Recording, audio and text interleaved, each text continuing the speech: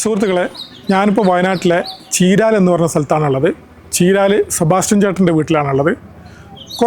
ഒരു 1-2 ആഴ്ചകൾക്ക് മുന്നേ ഞാൻ സുൽത്താൻ ബത്തേരിയിൽ ഒരു ഷൂട്ട് ചെയ്തുകൊണ്ടിരിക്കുന്ന സമയത്താണ് സെബാസ്റ്റ്യൻ ചേട്ടൻ്റെ ഭാര്യ മേരി ചേച്ചിനെ പരിചയപ്പെടുന്നത്.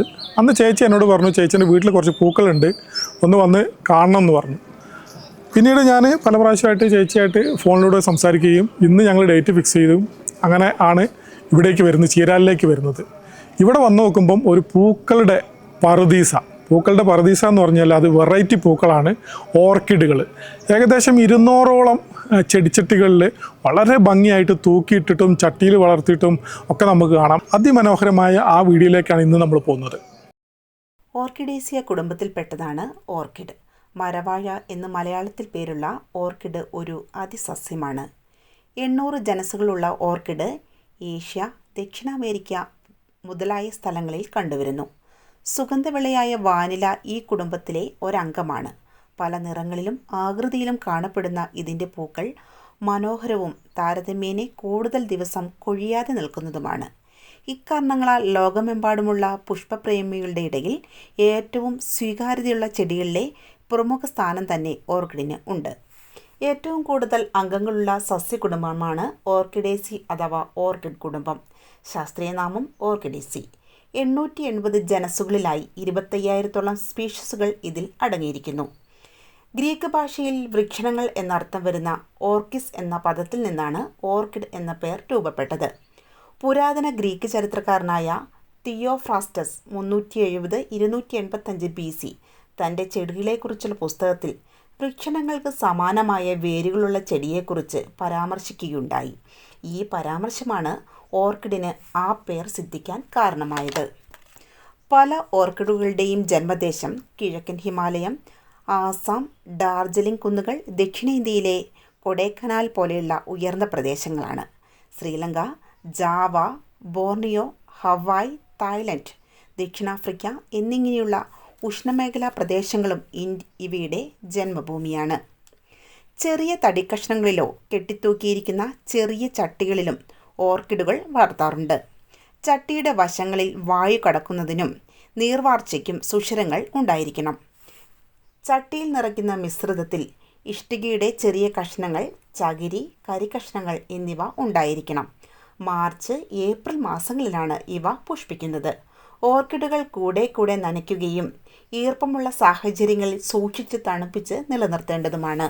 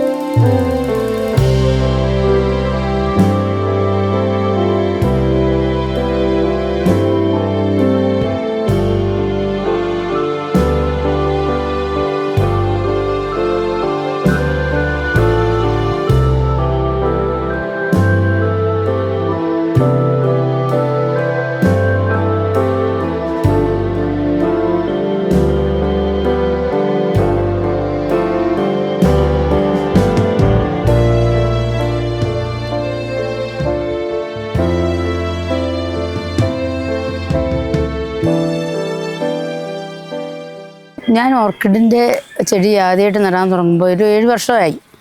ആദ്യമായിട്ട് മകനും മകളും അവരൊരു ടൂറ് പോയി വന്നപ്പം, തൃശ്ശൂർ ഭാഗത്ത് പോയി വന്നപ്പോൾ എനിക്കൊരു 2 ചെടി കൊണ്ടുവന്നു. അപ്പോൾ അതിൻ്റെ ഭംഗി, അതിന് മുമ്പ് ഞാൻ ഓർക്കിഡിനോട് എനിക്ക് വലിയ താല്പര്യമില്ലായിരുന്നു. കാരണം എന്താണെന്ന് വെച്ചാൽ കൂടുതൽ സംരക്ഷണം വേണമെന്നുള്ളതൊക്കെയാണ് ഞാൻ അറിഞ്ഞിരുന്നത്. അതുകൊണ്ട് തന്നെ ഞാൻ അതിന് വലിയ താല്പര്യം എടുത്തില്ലായിരുന്നു. അങ്ങനെ അവർ 2 കൊണ്ടുവന്ന് കഴിഞ്ഞപ്പോൾ അതിൻ്റെ ഭംഗി കണ്ടു കഴിഞ്ഞപ്പോൾ പിന്നെ അടുത്തത് വേണമെന്നുള്ളതായി. അപ്പോൾ തൃശ്ശൂർ ഭാഗത്ത് മക്കൾ 2 പേര് തൃശ്ശൂരുണ്ട്, ഒരാൾ എറണാകുളത്താണ്, ഒരാൾ തൃശ്ശൂരാണ്. അപ്പോൾ ഞാൻ ഇടയ്ക്ക് പോകുമ്പം അവിടെ പോയി ഈ ചട്ടികളൊക്കെ ഇല്ലേ, നമുക്കിത് കാണുന്ന ചട്ടികൾ, ഇങ്ങനത്തെ പൂച്ചട്ടികളുള്ള ഒരു സ്ഥലമുണ്ട് അവിടെ. അപ്പോൾ പൂച്ചട്ടികൾ പിന്നെ എറണാകുളത്ത് മോളുടെ വീട്ടിൽ കുറേ പൂച്ചട്ടികൾ കണ്ടപ്പോൾ ഞാനത് അവരെവിടെ നിന്ന് സംഘടിപ്പിച്ചേന്ന് ചോദിച്ചു. അപ്പം അവിടെ അടുത്തൊരു നല്ലൊരു ഇങ്ങനെ പൂച്ചട്ടികളും ഇതൊക്കെ വിദേശത്ത് കയറ്റി വയ്ക്കുന്നൊരു സ്ഥലം കണ്ടുപിടിച്ചു. അവിടുന്ന് എനിക്ക് കുറേശ്ശെ ഓരോ പ്രാവശ്യം പോകുമ്പോഴും വണ്ടിയിൽ കൊള്ളാവുന്ന ചട്ടിയൊക്കെ മേടിച്ചിട്ട് വരും. വരുന്ന വഴിക്ക് എവിടെയെങ്കിലും ഏത് ഗാർഡൻ കണ്ടാലും ഒന്ന് നോക്കണം എന്ന് തോന്നും. അങ്ങനെ നോക്കി എനിക്ക് പറ്റാവുന്നതൊക്കെ ഞാൻ അവിടെ നിന്ന് വരുമ്പോൾ മേടിച്ചോണ്ട് അന്ന് പൂവുള്ളതും പൂവില്ലാത്തതും എല്ലാം മേടിച്ചു. അത് കഴിഞ്ഞ് ഇവിടെ വന്ന് പിന്നെ അത് കഴിഞ്ഞ് പിന്നെ കൊറോണ വരുന്ന ആ സമയത്ത് നല്ല ഫ്രീ ആയല്ലോ നമ്മൾ. അതിന് മുമ്പ് അപ്പോൾ അപ്പോൾ ഞങ്ങൾ തറപ്പയിലൊന്ന് നഴ്സറിയിലൊന്ന് പോയി നോക്കി. അപ്പോൾ ഞങ്ങൾക്ക് ആവശ്യത്തിന് കുറേ കിട്ടി. പിന്നെ തറപ്പയിൽ ആ ജോൺചേട്ടൻ്റെ തന്നെ വേറൊരു സ്ഥലമുണ്ടല്ലോ, കരണിയിലൊരു ഭയങ്കരമായിട്ട് കൂടുതലായിട്ട് ഓർക്കിഡ് മാത്രമായിട്ട് ചെയ്യുന്ന ഒരു വലിയൊരു സംഭവം കണ്ടു. അവിടെ പോയപ്പോൾ ഞാൻ കുറേ ചെടികളും മേടിച്ചു. അപ്പം മേടിച്ചപ്പോൾ പൂവുള്ള ചെടികളൊന്നുമല്ല, പൂവൊന്നും നോക്കിയില്ല, പൂവിൻ്റെ കളറ് നോക്കിയില്ല, ഒന്നും നോക്കിയില്ല. ഞാൻ കുറച്ച് ചെടികളൊക്കെ മേടിച്ചുകൊണ്ടുവന്നു. പിന്നെ അതിനൊക്കെ പരിപാലിച്ച് കഴിഞ്ഞപ്പോഴത്തേനും ആ പൂവൊക്കെ വിരിഞ്ഞ് കഴിഞ്ഞപ്പോൾ ഓരോന്നിനും ഓരോ തരം ഭംഗി.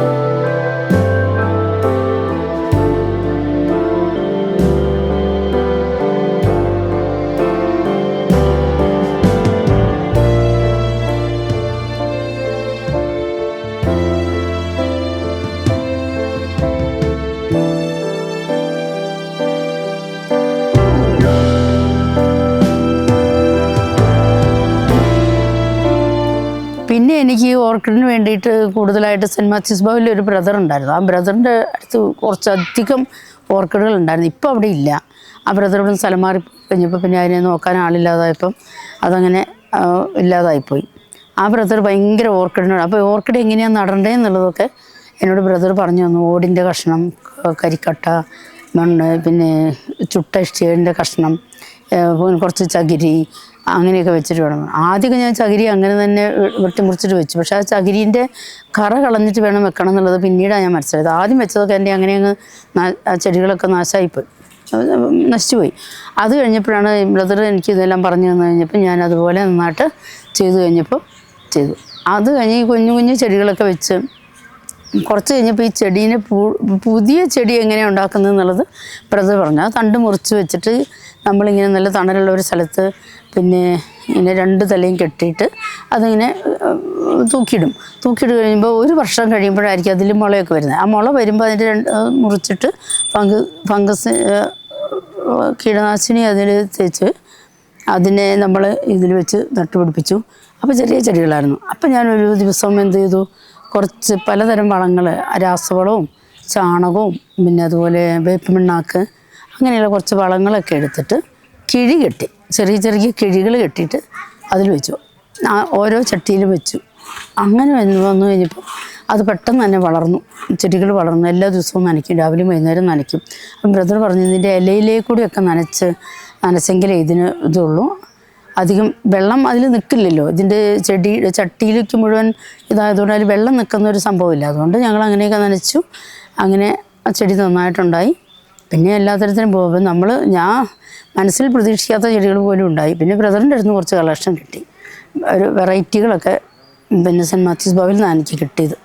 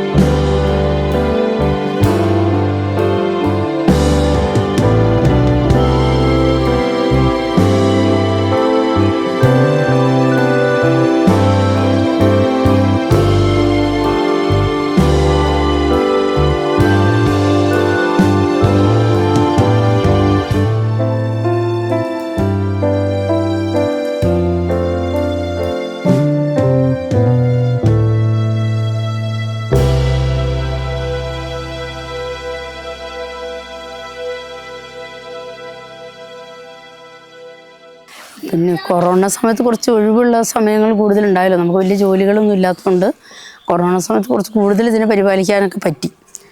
അപ്പം എല്ലാ മക്കൾക്കും കുറച്ച് ചെടികളൊക്കെ മേടിച്ചു കൊടുത്തു. അവർ കുറച്ച് കഴിഞ്ഞപ്പോഴത്തേനും ആ ചെടികളൊന്നും അവർക്ക് സംരക്ഷിക്കാൻ പറ്റാത്തതുകൊണ്ട് തിരിച്ചെനിക്കാനത് കിട്ടി. ഞാൻ തന്നെ അവർക്ക് മേടിച്ചു കൊടുത്തു, അവർ തിരിച്ചു തരികയും ചെയ്തു. അങ്ങനെ എനിക്കിപ്പോൾ ഇത്രയധികം ചെടികളായി. അവർ പറയുന്നുണ്ട്, വരുമ്പോഴൊക്കെ മക്കൾ പറയും ഞങ്ങൾക്ക് നല്ല ഭംഗിയുണ്ട്, കാണാനൊക്കെ ഭംഗിയുണ്ട്, ഞങ്ങൾക്ക് ആഗ്രഹമുണ്ട്, പക്ഷേ ഞങ്ങൾക്ക് സമയമില്ലാത്തതുകൊണ്ട് ഞങ്ങൾ ചെയ്യുന്നില്ല. എനിക്കിരി സമയമൊക്കെ കണ്ടെത്തണം. എനിക്ക് ഒഴിവ് കിട്ടുമ്പോഴൊക്കെ ഞാനിത് ചെയ്യും.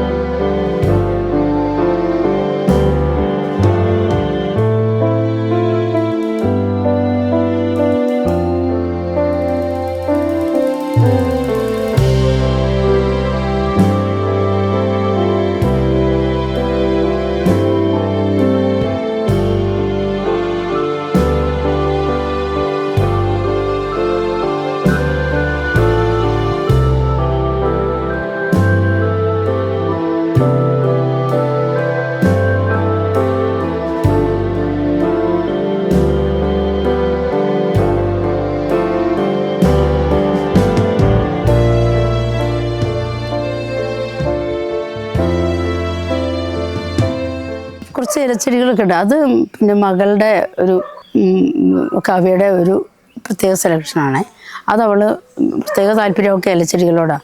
എന്നാൽ പിന്നെ അവളുടെ താല്പര്യത്തിന് ഇലച്ചെടികളും ആയിക്കോട്ടെ എന്ന് വിചാരിച്ചു. അങ്ങനെയാണ് ഇപ്പോൾ ഇത്ര ചെടികളൊക്കെ.